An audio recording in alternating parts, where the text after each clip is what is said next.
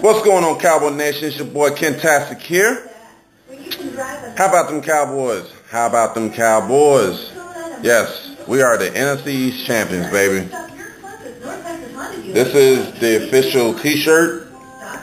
I got mine at the pro shop right after the game. Yes, I will be rocking it next weekend. Yes, I will be out in California next week for Christmas, and I will be chilling with the fam, the SoCal fam, out in LA. So, first things first, kudos to the Cowboys. Still got a lot of work to do. Romo played an exceptional, great game tonight, this afternoon. Dez was at it again, of course. T-Will came out of the shell. Beasley's just been doing his thing here of late. Jason Witten's always reliable. Always reliable. Offensive line played terrific today. I'm going to tell you something. And there's been a lot of speculations, here in the last, few years about Jason Garrett, this and that, whatever. I'm going to go off on this one. Jason Garrett, for the longest time, has been under so much scrutiny by the media about being on the hot seat, being on the bubble, being on this and that, whatever, blah, blah, blah. He's not a head coach.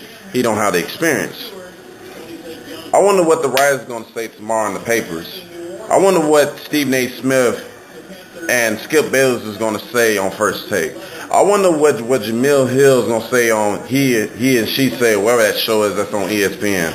Because I'm going to tell you like this right now. All those guys that I just mentioned, they going to eat a lot of crow. Just like Marshall Faulk. Just like Steve Mariucci. Just like Deion Sanders. The only person I will give the credit to that's been behind the Cowboys is Michael Irvin, the playmaker. Y'all better reconsider and think about who should be coach of the year, because to me, the most underrated coach in football today is Jason Garrett. Look what he has. After everybody said, oh, we lost D. Ware, we lost Hatcher, we lost Lee to the injury, with the ACL. Claiborne blew his knee out. They just kept pressing on.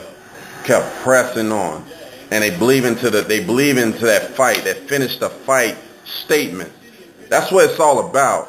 If a coach can get his players to buy into the philosophy of being a successful team, yeah, you might not be perfect, but when you got a bunch of guys around that play within that system and be effective, the sky's the limit for this team. Period. So, on to Tony Romo. Tony Romo should be up for MVP. I like Green Bay, Detroit. The weather might be an issue. You got to think how this guy, even in his good days or bad days or whatever, Romo somehow, some way make things happen, and people are not giving him credit for it. The offensive line's been there for him all season long. He's been able to make the smart plays. He's able to read down the field a little bit more. Dad's been coming along, all that stuff. So, all those haters, all those guys that said that Romo couldn't perform under pressure in the month of December and all that stuff like that, don't matter anymore now, because this is a new time. Everybody can sit here and say, oh, they're going to be 8-8, this and that, whatever. I can go on and on with different names, different people. Skip Bayless even said that the Redskins will win the division this year. And he is up here saying, my Cowboys, this and that, whatever. Let me tell you something. We don't need no Skip Bayless on the Cowboys wagon or the nation or whatever, because we know he blows smoke. That's all he does. It's all about rating with them. So, when you do, sports writers go to bed at night, sleep tonight, and marinate on all the stuff that y'all said before the season about Jason Garrett and Tony Romo. I want y'all to reconsider all the stuff that y'all said. Go back to y'all Twitter feeds. Go back to your columns. Go back to your being on the show and this and that, whatever, and talking about this and that, whatever, that Romo can't win this and that, whatever. He's proven that he can play in the month of December at a high level, and he did that here in the last 3 games. when the pressure is on. This guy has a broken back, man. So, I'm going to tell you this, though. Be careful with the words you choose. Be careful with the words you choose because it can come back and bite you. And I noticed that a lot of Cowboys fans in the nation has been saving all these little things that all these people been saying about the Cowboys, ain't this and that, whatever. We Cowboy faithful and everything like that. We remember everything. At the moment when it was bad, y'all like to kick us when we down, but we're gonna remember everything that y'all say. So shout out to the whole Cowboy Nation. Shout out to the SoCal family, Rob, man. It was good seeing you again, bro. Becky, thank you so much. DF Dub, Dallas Cowboys Fan Club, her and Dixon Edwards, they made things happen.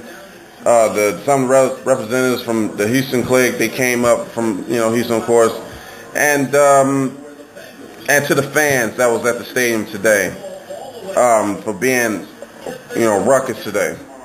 That was the most important thing today. They brought the energy and you felt it. They was able to be effective today, and that's what we need going forward. So, how about them Cowboys? Shout out to also to Simons, J. Watt, Cowboy TD, Christian Wilson, and etc. And Cowboy Crusade, of course. So, y'all take it easy out there. How about them Cowboys?